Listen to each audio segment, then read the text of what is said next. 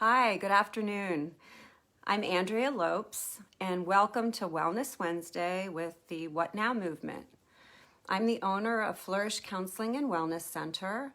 I'm a life and business coach, and my experience for the past 25 years or so has been in the mental health field.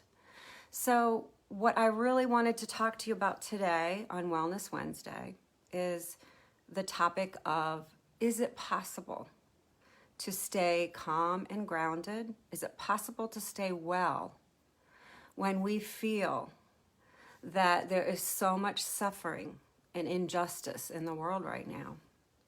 And the reason I brought this topic up today is because I know myself, I've been really struggling. And I talk to a lot of people who are also really struggling. And I want to share some ways.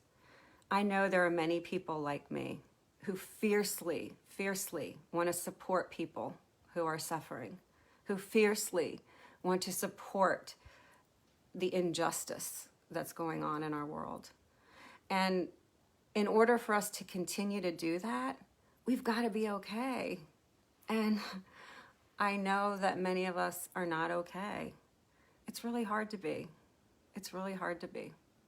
So I thought we could talk about that a little today.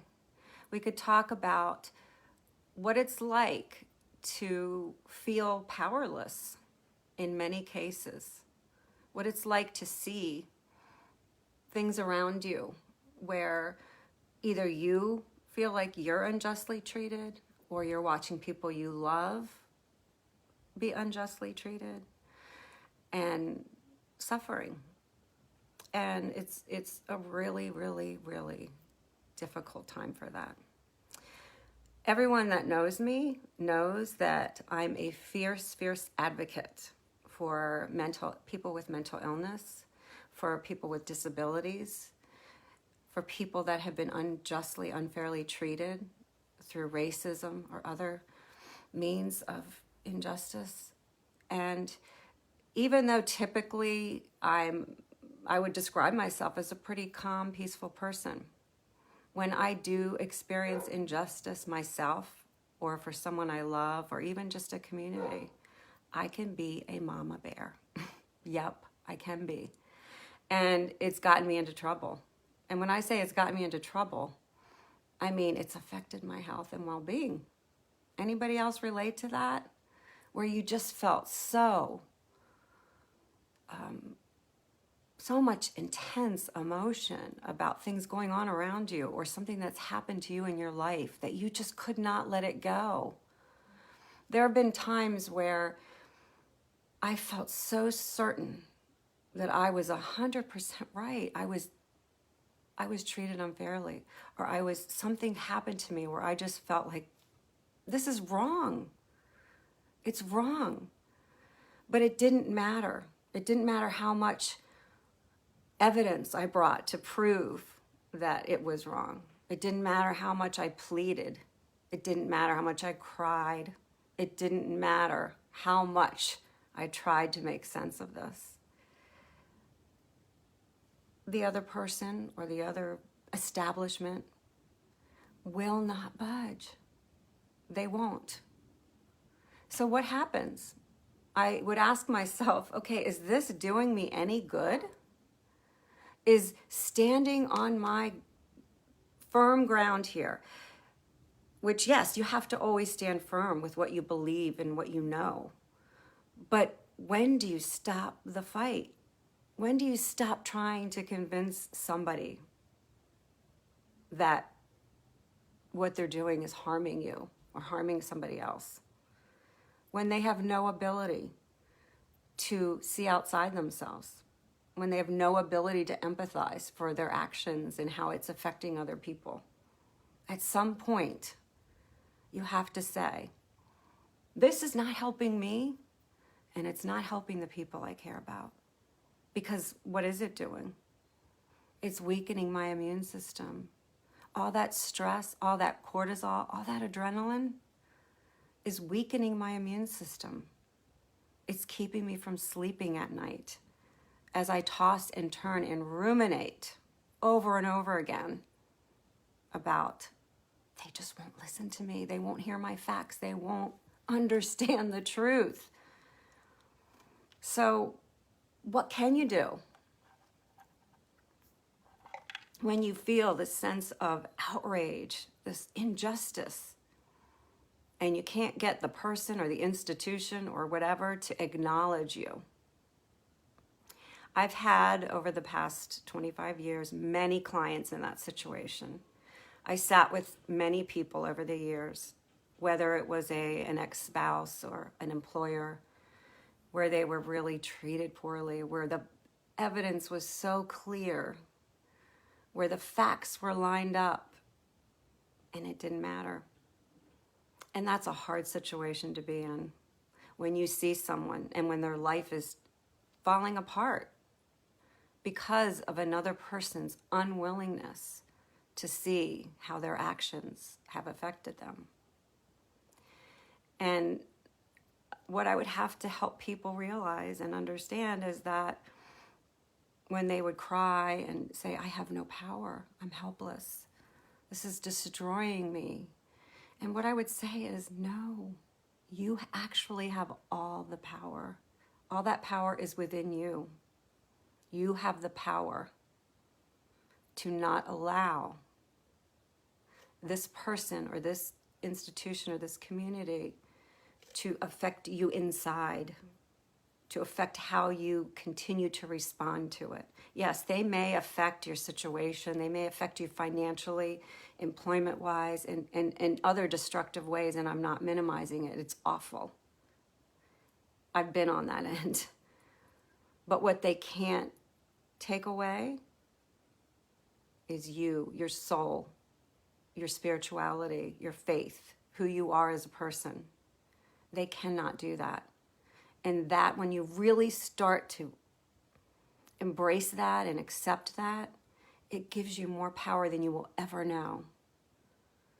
When you can say, despite how I'm being treated, despite what has happened to me, I'm going to move forward with pride, with respect, with determination. That is healing. That is strength. So I want to share with you some ways, some practical ways that we can all get through these very difficult times. How we can remain calm and grounded despite what's around us. How we can continue to advocate, continue to fiercely be loyal and support those who are being unjustly treated and those who are suffering. That we can still do that, but remain peaceful and calm within ourselves. That we can continue to learn how to accept what is and what will be without the awful effects that this has on us. So what are some ways? One is being aware of your triggers.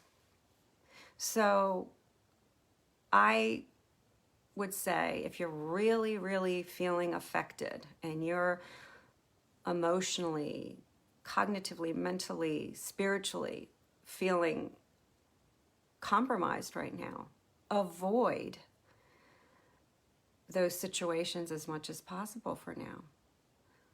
You know, don't turn on the news for now. Give yourself a break from it.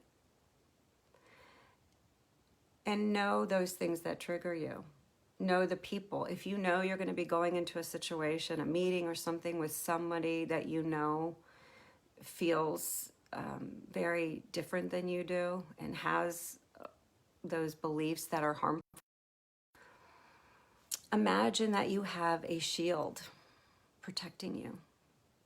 That you have this invisible bubble, or whatever you want it to be. It can be a coat of armor if you want it, whatever you need. Imagine that you have that around you when that person is there. And nothing is going to get through to who you are, to that peaceful soul that you have in there, to your determination, to your knowledge of what's right and wrong, they will not get in there because you're protecting it, because they have no power over what's in you. So that's one way.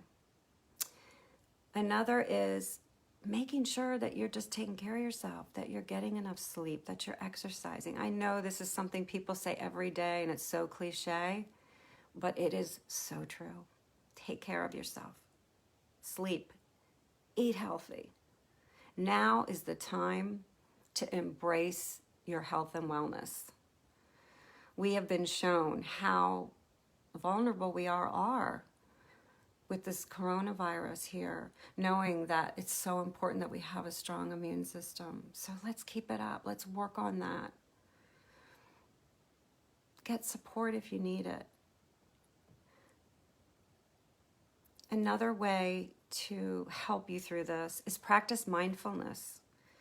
Basically, mindfulness is being in the moment, present and aware, using all of your senses without judgment. So when you do feel that something triggers you, you want to acknowledge it.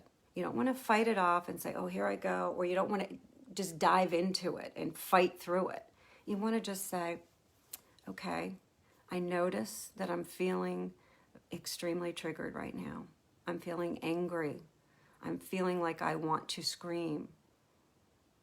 Acknowledge it, but then be able to say, okay, I can see that that's happening, but I don't have to engage in it. I'm just going to be mindful of it. I'm going to be aware, and I'm going to acknowledge my feelings without getting all tied up and creating this domino effect, this negative bias, this negative spin. And I'm going to do something that's going to calm me. I'm going to take a walk. I'm going to listen to music. Whatever it is, do something to calm yourself down. We know now with all the neuroscience that's out there that our brains are very neuroplastic, meaning they can change throughout our whole lives. So what is exciting about that is that we can learn, we can practice, we can actually create new pathways in our brain so that we do not respond in the old ways that we always have responded to things. So each and every time that you respond in a different way, you are firing off new neurons in your brain and beginning to create a new pathway. So learning how to do that, getting some support with that. There's many different skills and ways and techniques to do that. Another thing to be mindful of and to do during this time is to surround yourself with the people who support you, with the people who hold the values that you hold, who can be a calm anchor for you. We all need those people. We need those people that we know love and support us, and that we know feel similar to how we feel. Now, it's impossible to avoid being around people who might trigger us. And in those cases, that's when you use your mindfulness. That's when you breathe. That's when you use your shield. Whatever it takes to protect yourself as much as possible.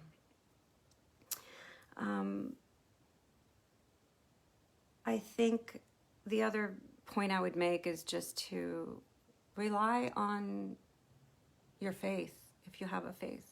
Rely on spirituality. Knowing that in the end, that we all believe that justice will prevail, and that we need to do our best to continue to take care of ourselves. Our mind, body, and spirit wellness is very important, particularly any of you that are at a kind of helping position, whether you are a therapist, social worker, police officer, fireman, whatever you're doing, attorney who supports with cases where they're treated unjustly. We all need to stay strong, take care of ourselves, and keep that calm, grounded feeling. So I hope this was helpful. I am available. Our Flourish Counseling and Wellness Center, we have therapists, we have nurse practitioners who are able to prescribe medications. We have acupuncture, we have massage, we have nutritional counseling and life and health coaching. We have all these supports that are there to help you get back into your best self, which is what I think we all need to be doing. So feel free to reach out, flourishcounselingandwellness.com, or you can call us at 301-570-4050. Have a great rest of the Wednesday.